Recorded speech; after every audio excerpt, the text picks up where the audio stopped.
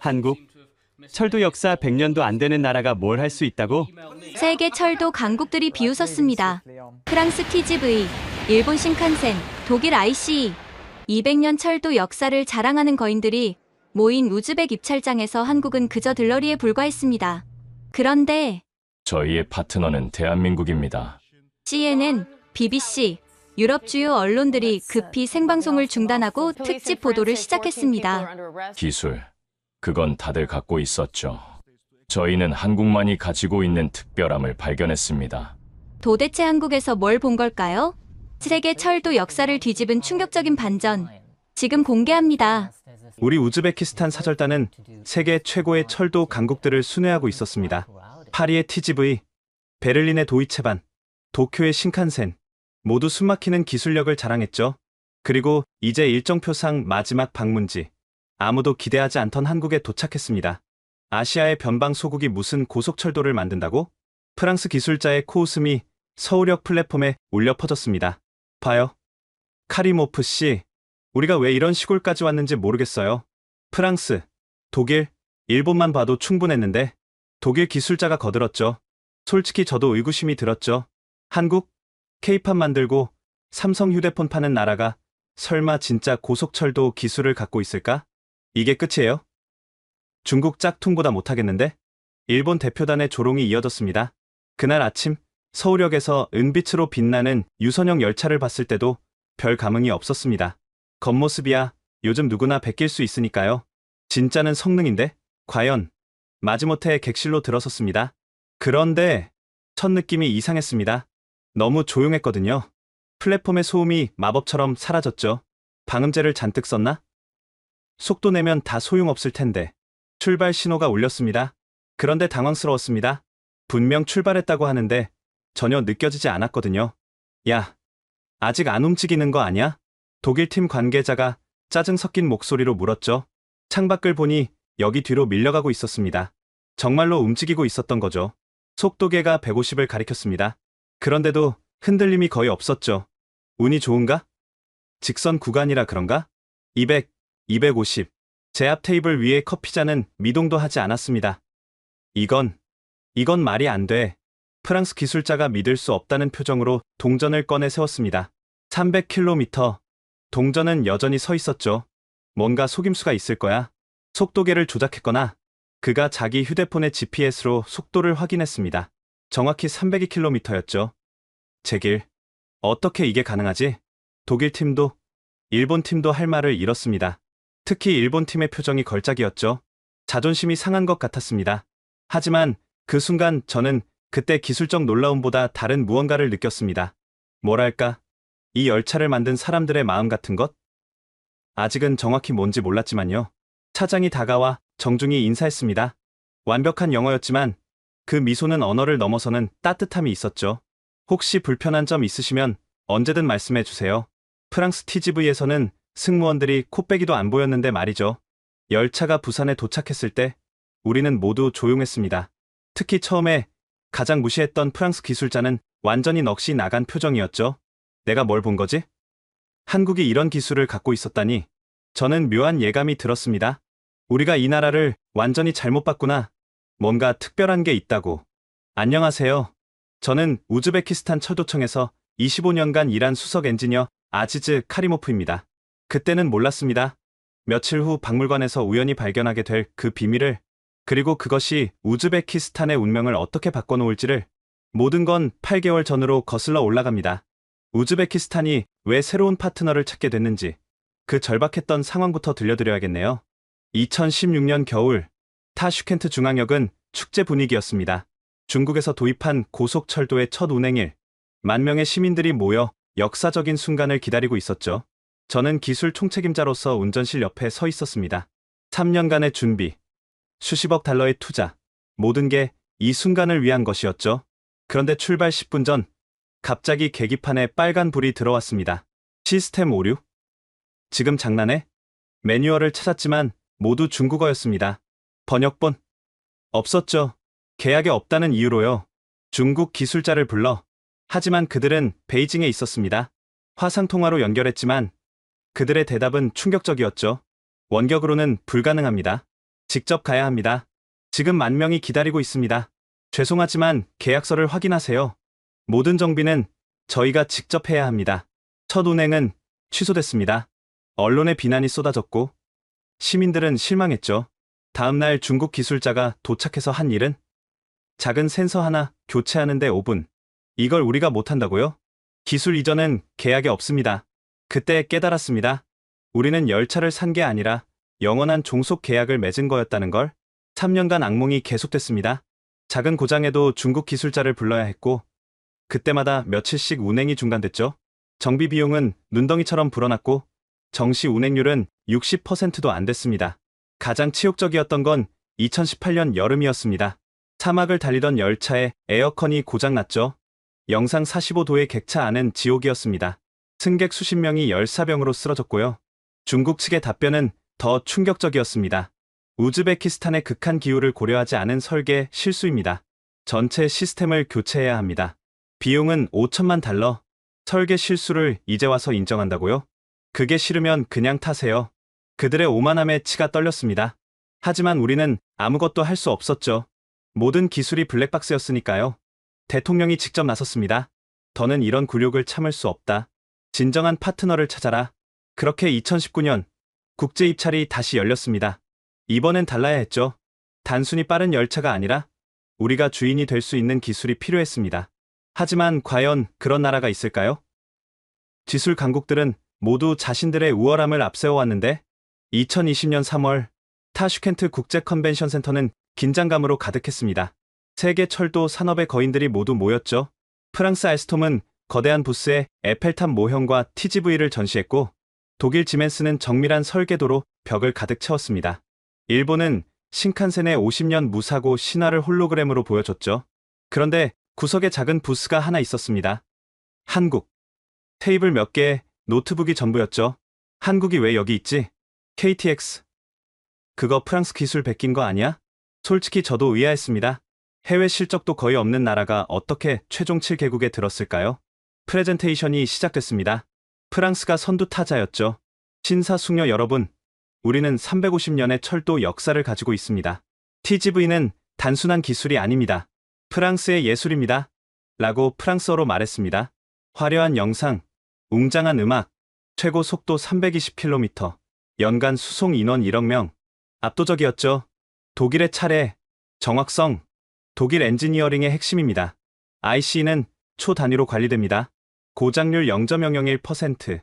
이것이 팩트입니다. 역시 독일다웠습니다. 모든 걸 숫자로 증명했죠. 일본이 나섰습니다. 신칸센. 개통 이래 승객 사망 제로. 평균 지연 36초. 더 설명이 필요합니까? 짧고 강렬했습니다. 안전의 대명사. 그 자체였죠. 중국도 만만치 않았습니다. 세계 최대 고속철도 네트워크. 4만 킬로미터. 그리고 가격. 우리가 최고입니다. 가격표를 보니 정말 다른 나라의 절반이었습니다. 스페인과 캐나다도 각자의 강점을 어필했죠. 모두가 거인이었고 모두가 우즈베키스탄 시장을 원했습니다. 마지막이 한국이었습니다. 김혜원이라는 이름표를 단 여성이 단상에 올랐는데 다른 나라 대표들과는 분위기가 달랐죠. 안녕하세요. 저는 묻고 싶습니다. 열차가 단순히 빨라야 할까요? 아니면 사람을 위해야 할까요? 예상 밖의 시작이었습니다. 한국에는 정이라는 말이 있습니다. 기술로는 설명할 수 없는 사람과 사람 사이의 따뜻함이죠. 저희는 그 정을 담은 열차를 만듭니다. 화면에 사진 하나가 떴습니다. KTX 안에서 할머니가 젊은이에게 뭔가를 나눠주는 모습이었죠. 기술 스펙. 물론 중요합니다. 하지만 더 중요한 건 이겁니다. 우즈베키스탄이 진정한 기술 주권을 갖는 것. 저희는 모든 기술을 공개하겠습니다. 설계도, 소스 코드, 정비 매뉴얼, 모든 것을요. 회의장이 술렁였습니다. 이런 제안은 처음이었으니까요. 우리는 선생이 아닌 파트너가 되고 싶습니다. 함께 배우고 함께 성장하고 싶습니다. 그리고 그녀가 잠시 멈추더니 미소를 지었습니다. 우즈베키스탄과 한국의 인연이 생각보다 깊다는 걸 아시나요? 하지만 그건 직접 오셔서 확인하시길 바랍니다. 프레젠테이션이 끝났습니다. 다른 나라들처럼 박수갈채는 없었지만 묘한 여운이 남았죠. 심사위원장이 일어섰습니다. 최종 결정을 위해 4개국을 방문하겠습니다. 프랑스, 독일, 일본 그리고 한국. 정말 예상 밖이었습니다. 그 작은 나라가 최종 명단에 오르다니요. 일주일 후 저는 프랑스 파리 리옹역에 도착했습니다. 100년 넘은 역사의 중압감이 느껴지는 곳이었습니다. 대리석 기둥, 화려한 샹들리에, 모든 게 예술품 같았죠. 봉주르. 환영합니다. 알스톰의 장피에르 이사가 과장된 제스처로 맞았습니다. TGV를 타시기 전에 먼저 와인 한 잔 하시죠. 이것이 프랑스식입니다. 오전 10시에 와인이라니. 하지만 거절하면 실례인 것 같아 받았죠. TGV 1등석은 확실히 고급스러웠습니다. 가죽 시트, 개인 테이블, 그리고 계속되는 와인 서비스. 자, 출발합니다. 320km의 예술을 느껴보세요. 부드러운 출발. 창밖의 프랑스 전원 풍경. 낭만적이었죠. 그런데 속도가 200km를 넘자 우웅. 갑자기 굉음이 객실을 채웠습니다. 커피잔이 덜컹거리고 옆 사람과 대화하려면 목소리를 높여야 했죠. 이 소음이 정상인가요? 장피에르가 어깨를 으쓱했습니다. 정상입니다. 속도의 대가입니다. 익숙해지실 거예요. 라고 프랑스어로 말했습니다. 2등석도 둘러봤습니다. 충격적이었죠. 좌석 간격은 절반, 소음은 2배. 마치 다른 열차 같았습니다. 왜 2등석은 이렇게 다른가요? 프랑스는 계급의 나라입니다. 각자의 위치에 맞는 서비스를 받는 거죠. 파리에 도착했을 때 15분이나 늦었습니다. 신호 문제였습니다. 파리에서는 자주 있는 일이죠. 세라비라고 프랑스어로 말했습니다. 그들에게는 일상이었지만 저희에게는 실망이었습니다. 기술은 훌륭하지만 뭔가 빠진 느낌이었죠. 다음 방문지는 베를린의 중앙역이었습니다. 유리와 철골의 거대한 구조물이 우리를 압도했습니다. 모든 게 계산된 듯 정확했죠. 구텐 탁. 정확히 오셨습니다. 지멘스의 한스 밀러 박사가 시계를 확인하며 인사했습니다. 우리는 9시 15분 30초에 출발합니다. 1초도 틀리지 않습니다. 역시 독일이었죠. IC 열차도 마찬가지였습니다. 모든 게 완벽하게 정돈되어 있었고 먼지 하나 없었습니다. 정확히 9시 15분 30초 열차가 움직였습니다. 속도 100km 도달. 예정보다 0.2초 빠릅니다. 조정하겠습니다. 이런 세밀함이 독일의 힘이었죠. 소음도 프랑스보다 훨씬 적었고 흔들림도 거의 없었습니다. 하지만 뭔가 차가웠습니다. 승무원들은 로봇처럼 정확했지만 미소는 없었죠. 화장실이 어디죠? 차량 뒤쪽, 오른쪽에서 두 번째 문입니다. 사용시간은 최대 5분을 권장합니다. 사용시간까지 정해주다니요. 기술 설명회에서 한스 박사는 자랑스럽게 말했습니다. 모든 부품의 교체 주기가 정확히 계산되어 있습니다. 예를 들어 이 베어링은 정확히 183일 후 교체해야 합니다. 만약 182일째 고장나면요? 불가능합니다. 우리의 계산은 완벽합니다. 그들의 자신감은 대단했지만 융통성은 없어 보였죠. 미넨에 도착했을 때 정확히 예정 시간이었습니다. 1초의 오차도 없었죠. 기술적으로는 완벽했지만 왠지 숨이 막히는 기분이었습니다. 마지막 방문지인 일본 도쿄역에 도착했습니다. 어마어마한 인파 속에서도 질서정연한 흐름. 이것이 일본이구나 싶었죠. 이라샤이마세. JR 동일본의 다카하시 부장이 90도로 인사했습니다. 우리도 따라 인사했지만 어색하기만 했죠. 신칸센 플랫폼에서 우리는 경이로운 광경을 목격했습니다. 청소 직원들이 일렬로 서서 기다리다가 열차가 멈추자 정확히 7분간 청소를 했죠. 의자 방향 전환, 쓰레기 수거, 바닥 청소, 모든 게 예술이었습니다. 대단하네요. 라고 일본어로 말했습니다. 다카하시 부장이 자랑스럽게 말했지만 저희는 일본어를 못해서 그냥 고개만 끄덕였죠. 신칸센에 올랐습니다. 정말 깨끗했고 정말 조용했습니다. 아니, 너무 조용했죠. 승객들이 전화통화는커녕 속삭임조차 하지 않았습니다. 우리 일행 중 한 명이 과자 봉지를 뜯자 주변에 차가운 시선이 일제히 쏟아졌습니다. 마치 큰 죄를 지은 것 같았죠. 조용히 해주세요. 이것이 일본의 매너입니다. 다카하시 부장의 작은 목소리에도 경고가 담겨 있었습니다. 300km로 달리는 동안 정말 흔들림 하나 없었습니다. 기술적으로는 놀라웠죠. 하지만 그 완벽함이 오히려 부담스러웠습니다. 도쿄에 도착했을 때 다카하시 부장이 자랑스럽게 말했습니다. 오늘도 정시 도착입니다. 신칸센의 연평균 지연은 36초입니다. 기술 설명회에서 더 놀라운 얘기를 들었죠.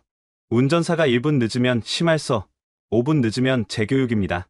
승객이 갑자기 아프면 어떻게 하죠? 그런 일은 일어나지 않도록 관리합니다. 완벽을 추구하는 그들의 시스템은 인상적이었지만 인간적인 유연성은 찾기 어려웠습니다. 그리고 모든 자료가 일본어로만 되어 있어서 기술 이전은 꿈도 꿀 수 없어 보였죠. 도쿄에서 서울까지는 비행기로 2시간. 짧은 거리지만 긴 여정처럼 느껴졌습니다. 프랑스의 오만함, 독일의 차가움, 일본의 경직성을 경험한 후라 솔직히 기대는 없었죠. 한국이 뭘 보여줄 수 있겠어? 동료가 냉소적으로 말했습니다. 그래도 기술 공개한다고 했잖아. 말이야 쉽지. 진짜 핵심 기술을 줄 리가 있나? 인천공항에 도착했을 때 첫 느낌은 편안함이었습니다. 화려하지는 않지만 깔끔했고 무엇보다 모든 안내가 우즈베거로도 되어 있었죠. 어서 오세요. 우즈베키스탄에서 오신 분들이시죠? 한국철도공사 직원이 우즈베거로 인사했습니다. 서툴렀지만 그 노력이 느껴졌죠. 우즈베거를 어떻게? 한 달 전부터 배웠습니다. 아직 많이 부족하지만요. 공항에서 서울역까지 가는 길, 창밖 풍경은 특별할 게 없었습니다. 높은 빌딩들, 바쁜 사람들, 파리의 우아함도, 베를린의 정돈됨도, 도쿄의 정밀함도 없었죠. 그런데 이상했습니다. 왜 마음이 편해질까요? 서울역에 도착했을 때 우리를 기다리는 사람들이 있었습니다. 그런데 정장을 입은 고위 관계자들이 아니라 현장 유니폼을 입은 기술자들이었죠. 안녕하세요. 저희가 직접 KTX를 정비하는 사람들입니다. 궁금한 건 뭐든 물어보세요. 다른 나라에서는 상상도 못할 일이었습니다. 현장 기술자들이 직접 나와서 맞이하다니요. 호텔로 가는 버스 안에서 한국팀 직원이 작은 선물을 건넸습니다. 별건 아니고요. 한국 전통차입니다. 우즈베키스탄도 차 문화가 발달했다고 들었어요. 포장을 열어보니 정성스럽게 포장된 차와 함께 우즈베거로 쓰인 메모가 있었죠. 멀리서 오신 손님들의 평안한 휴식을 위해 작은 배려였지만 마음이 따뜻해졌습니다. 다른 나라에서는 느껴보지 못한 감정이었죠. 내일은 드디어 KTX를 타는 날, 과연 어떤 경험이 기다리고 있을까요? 기대 반 걱정 반으로 잠자리에 들었습니다. 다음 날 아침, 서울역 플랫폼, 은빛으로 빛나는 KTX가 우리를 기다리고 있었습니다. 와, 아름답네요. 독일팀 관계자가 무심코 감탄했다가 얼른 입을 다물었죠. 경쟁자를 칭찬할 순 없으니까요. 열차에 오르는 순간부터 뭔가 달랐습니다. 입구부터 점자 블록이 설치되어 있었고 음성 안내가 나왔죠. 그것도 한국어, 영어, 중국어, 일본어 그리고 우즈베거로요. 우즈베거 안내까지 준비하셨네요. 네. 어제 밤새 녹음했습니다. 발음이 이상하면 말씀해 주세요. 객실에 들어서니 또 놀랐습니다. 각 차량마다 휠체어, 공간이 2개씩 있었고 접이식 테이블과 콘센트가 설치되어 있었죠. 일반 좌석도 넓고 편안했습니다. 그리고 시작된 그 놀라운 경험. 출발을 알리는 안내방송이 나왔지만 정말로 출발했는지 의심스러웠습니다. 너무나 부드러웠거든요. 창밖을 보고서야 움직이고 있다는 걸 알았죠. 속도가 올라갔습니다. 100, 150, 200. 그런데 소음이 거의 없었습니다. 프랑스 TGV의 굉음은 어디에도 없었죠. 테스트해봐도 될까요? 프랑스 기술자가 가방에서 소음 측정기를 꺼냈습니다. 68데시벨. 이건 일반 사무실 수준인데? 독일 팀은 동전을 세웠습니다. 250, 280, 300km. 동전은 여전히 서 있었죠. 어떻게 이게 가능하지? 라고 독일어로 말했습니다. 일본 팀도 자신들의 장비로 진동을 측정했습니다. 결과를 본 그들의 표정이 굳어졌죠. 신칸센과 거의 같은 수준이었으니까요. 하지만 기술적 우수성보다 더 인상적인 건 다른 것이었습니다. 한 정거장에서 휠체어를 탄 승객이 올라왔는데 승무원이 자연스럽게 다가가 도왔습니다. 특별한 일이 아닌 듯 일상적으로요. 전용 공간으로 안내하고 안전벨트를 채워주는 모습이 너무나 자연스러웠죠. 저 승무원, 특수 교육을 받았나요? 아니요. 모든 승무원의 기본 교육입니다. 시각장애인 승객도 있었습니다. 안내견과 함께였는데 역시 아무도 특별하게 보지 않았죠. 승무원은 점자 메뉴판을 건네주고 화장실 위치를 친절히 설명했습니다. 일본에서는 사전 예약을 해야 하는데 일본 팀 관계자가 작게 중얼거렸습니다.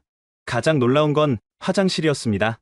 기저귀 교환대, 어린이용 변기, 장애인용 손잡이, 비상 호출 버튼까지 모든 게 세심하게 배치되어 있었죠. 이 모든 게 표준 사양인가요? 네. 모든 KTX의 기본입니다. 특별한 게 아니에요. 그들에게는 당연한 것이 우리에게는 특별했습니다. 기술을 넘어선 사람에 대한 배려가 느껴졌으니까요. 부산행 KTX, 우리는 일반 객실에 흩어져 앉았습니다. 진짜 모습을 보고 싶었으니까요. 제 옆자리에는 할머니 한 분이 앉아 계셨습니다. 작은 보따리를 들고 계셨는데 뭔가 맛있는 냄새가 났죠. 열차가 출발하고 얼마 지나지 않아 할머니가 저를 보시더니 말을 걸었습니다. 한국어라 못 알아들었지만 표정은 따뜻했죠. 통역이 설명했습니다. 어디서 왔냐고 물으시네요. 우즈베키스탄에서 왔다고 전해주세요. 할머니의 눈이 반짝였습니다. 그리고는 보따리를 열어 김밥을 꺼내시더니 제게 건네셨죠. 아니에요. 괜찮습니다. 손사래를 쳤지만 할머니는 계속 권하셨습니다. 정은 거절하는 게 아니에요. 멀리서 왔는데 맛이라도 봐요. 통역의 설명에 결국 받을 수밖에 없었죠. 김밥을 한 입 빼어 물었는데 정말 맛있었습니다. 맛있다. 서툰 한국어로 말하자 할머니가 환하게 웃으셨습니다. 그리고는 더 많이 꺼내주셨죠. 대전역에서 흥미로운 장면을 목격했습니다. 휠체어를 탄 청년이 올라왔는데 통로가 좁아 보였죠. 그런데 놀라운 일이 벌어졌습니다. 앞에 있던 승객들이 자연스럽게 자리를 비켜주고 한 아저씨는 청년의 가방을 들어주었습니다. 승무원이 오기도 전에 이미 모든 게 해결됐죠. 한국에서는 늘 이런가요? 글쎄요. 예전엔 아니었는데 요즘은 많이 좋아졌어요. 청년이 대답했습니다. 영어를 할 줄 아는 분이었죠. 10년 전만 해도 기차 타기가 전쟁이었어요. 지금은 정말 편해졌죠. 그때 놀라운 장면을 또 봤습니다. 정장을 입은 중년 남성이 화장실에서 나오다가 바닥에 떨어진 휴지를 발견했는데 자연스럽게 주워서 쓰레기통에 버렸죠.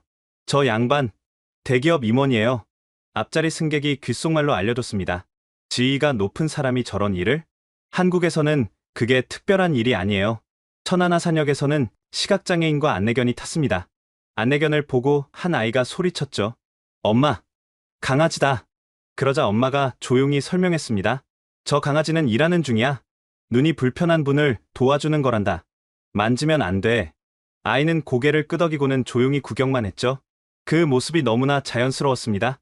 승무원이 다가와 점자 메뉴판을 건넸고 시각장애인 분은 익숙하게 주문했습니다. 주변 승객들은 당연한 일상인 듯 자기 일을 계속했죠. 그때 또 하나의 감동적인 장면이 있었습니다.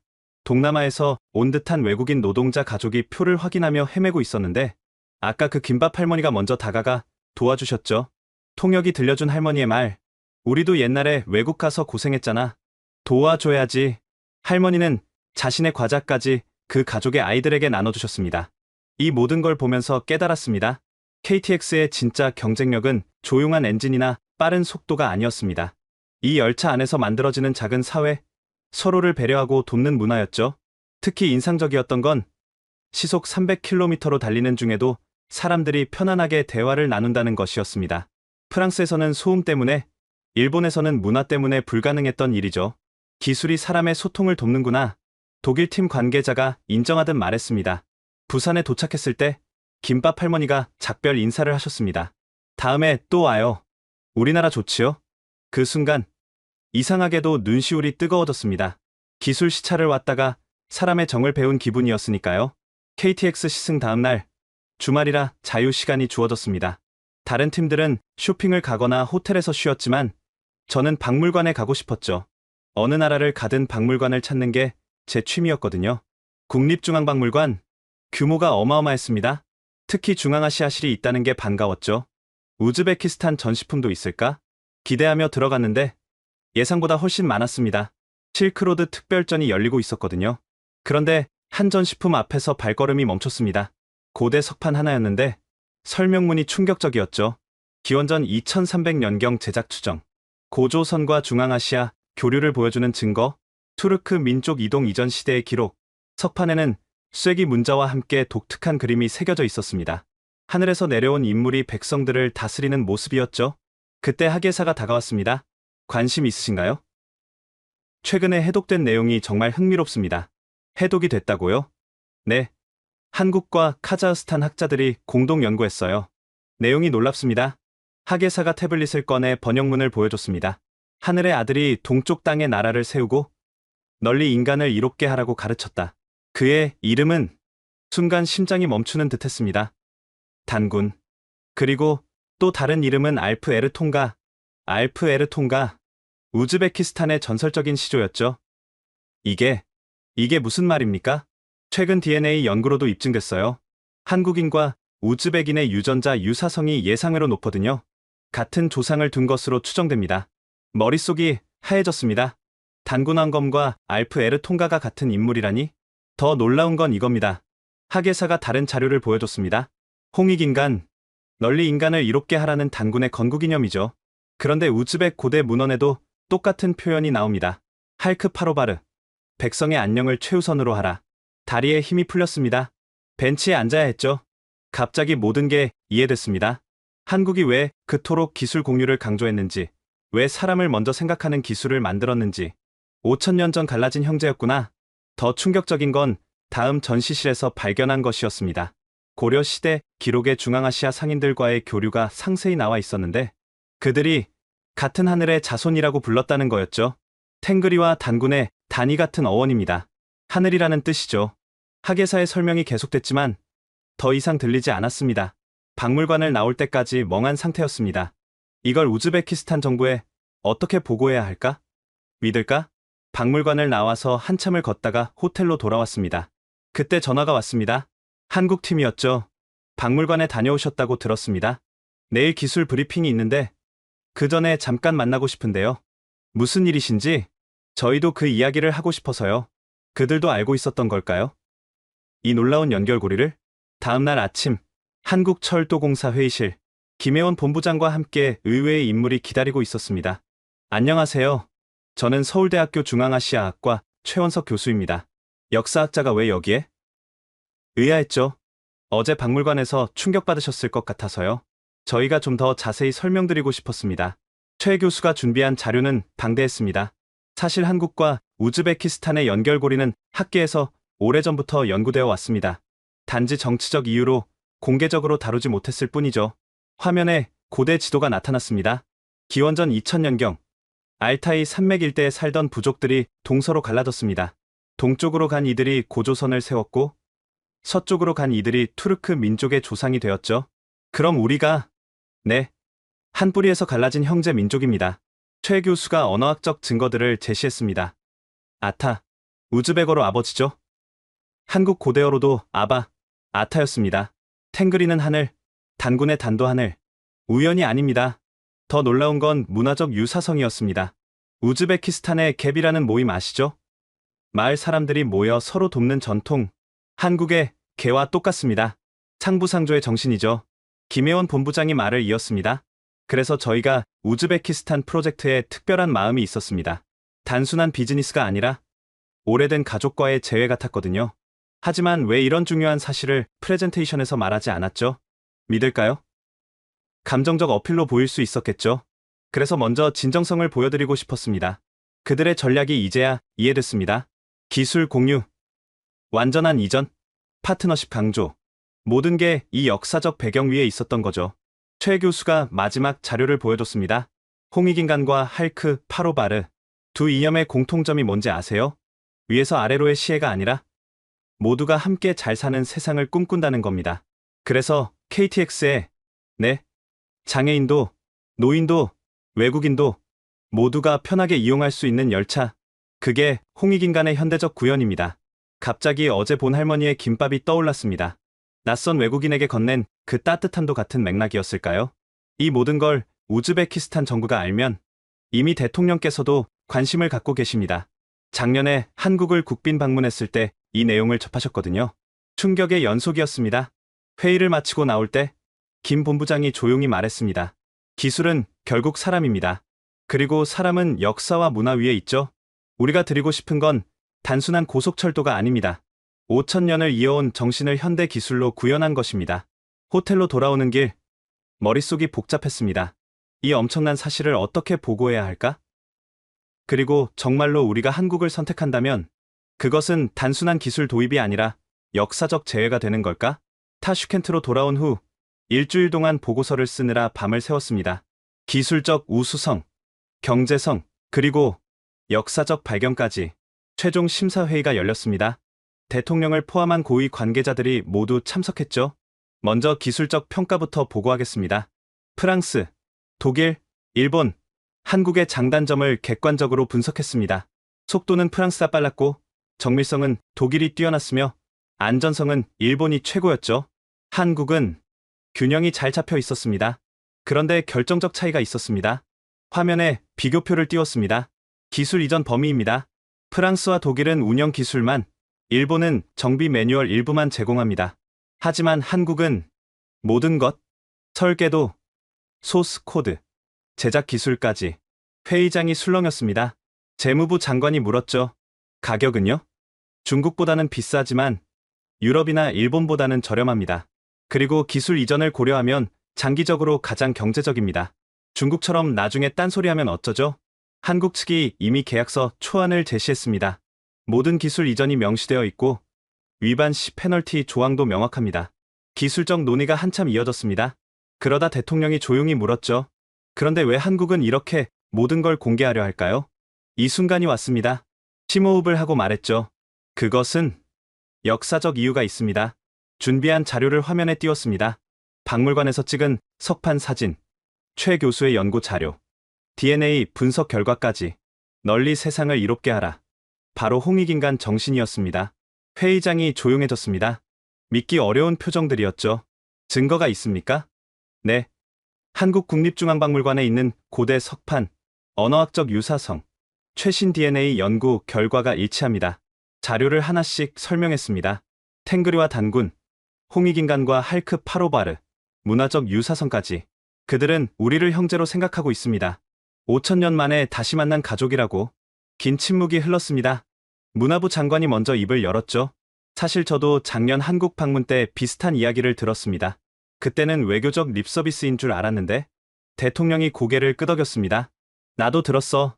그래서 더 신중했던 거야. 토론이 이어졌습니다.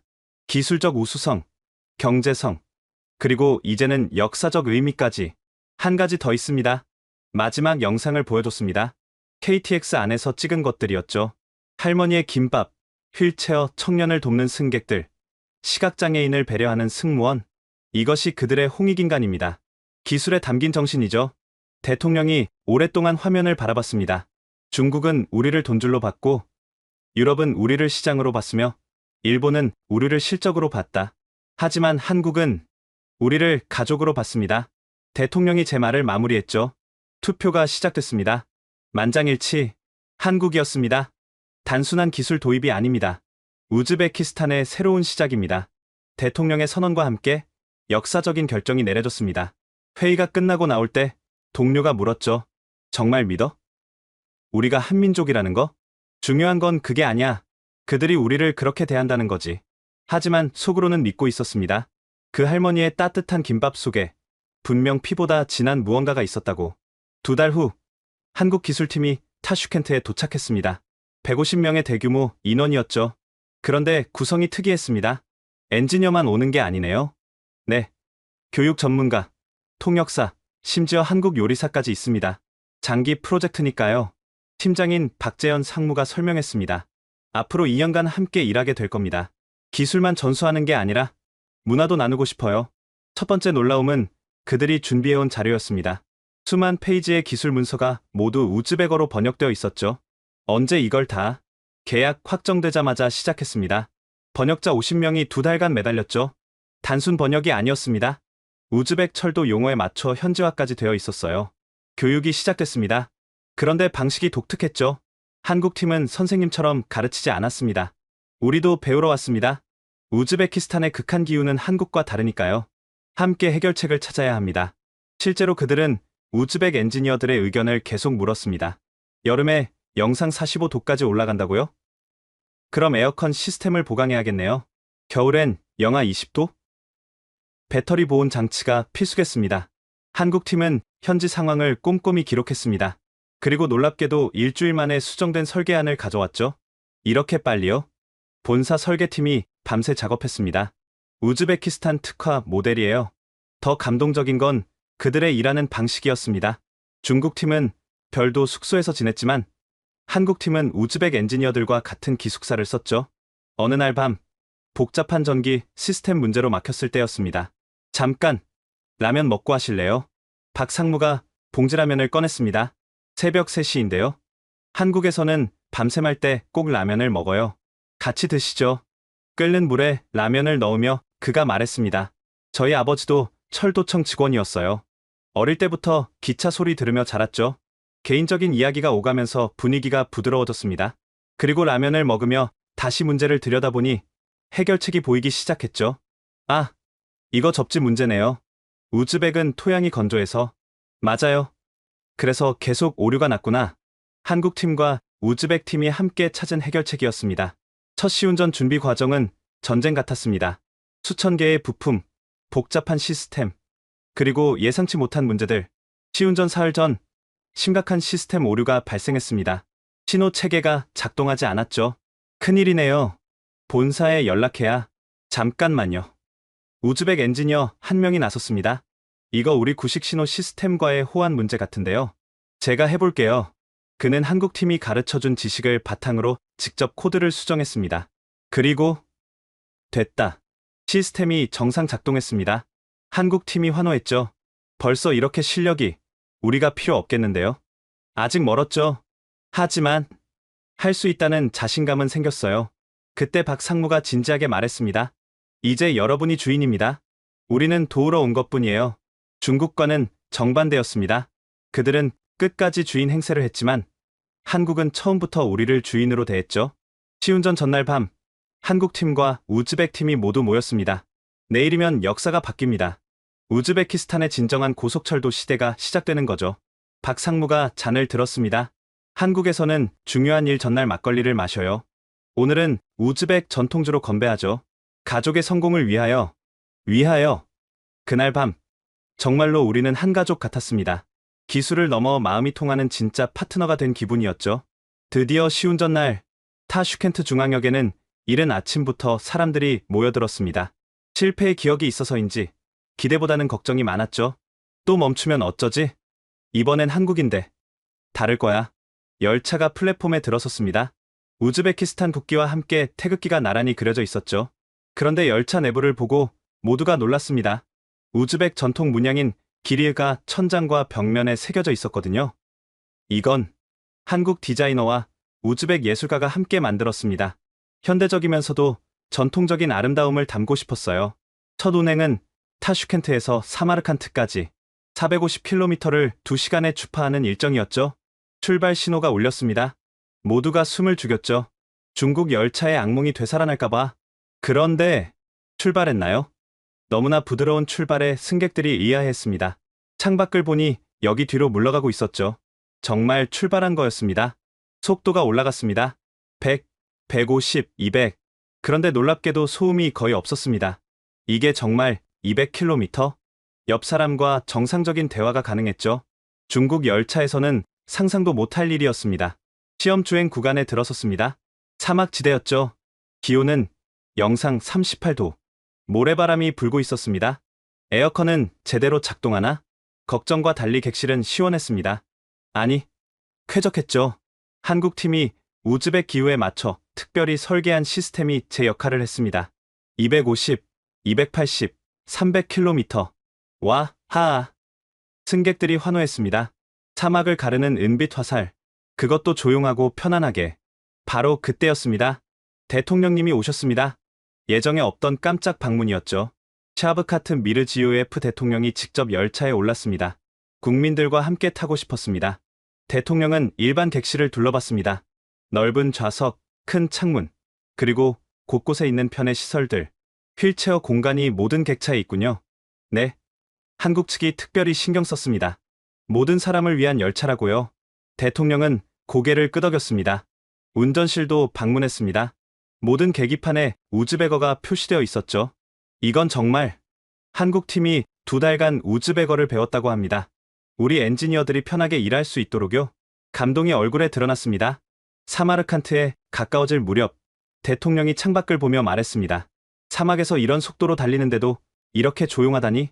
그것도 우리 엔지니어들이 직접 운전하고 있고. 이제 시작입니다, 카카. 1년 후면 완전히 우리 기술이 됩니다. 대통령이 돌아서서 말했습니다. 이건 단순한 기술이 아닙니다. 예술입니다. 사람을 생각하는 마음이 담긴 예술. 그리고 덧붙였죠. 중국은 우리에게 기계를 팔았지만 한국은 미래를 주었습니다. 사마르칸트에 도착했을 때 플랫폼에는 수천 명의 시민들이 기다리고 있었습니다. 드디어 우리도 진짜 고속철도를 갖게 됐구나. 환호하는 시민들. 그 속에서 한국팀과 우즈벡팀이 서로를 껴안았습니다. 박상무가 제게 다가와 말했죠. 이제 시작입니다. 앞으로가 더 중요해요. 그의 눈에는 진심이 담겨 있었습니다. 기술을 팔러 온 사업가가 아니라 형제의 성공을 돕는 가족의 눈빛이었죠. 저녁 축하연에서 대통령이 연설했습니다. 오늘은 단순히 새 열차가 달린 날이 아닙니다. 우즈베키스탄이 기술 독립을 향해 첫 발을 내디딘 역사적인 날입니다. 그리고 한국팀을 바라보며 말했죠. 진정한 친구, 아니 가족을 만났습니다. 감사합니다. 우즈베거로 감사하다는 뜻이었습니다. 그날 밤 사마르칸트의 별빛 아래서 우리는 모두 한 가족이었습니다. 5,000년 만에 다시 만난 기술로 하나 된 가족. 1년 후 타슈켄트 중앙 정비창. 자, 이번엔 직접 해보세요. 한국 기술자가 한 걸음 물러섰습니다. 이제 우즈벡 엔지니어가 직접 주요 부품을 교체하는 날이었죠. 떨리는 손으로 작업을 시작했지만 곧 안정을 찾았습니다. 1년간의 훈련이 몸에 배어 있었으니까요.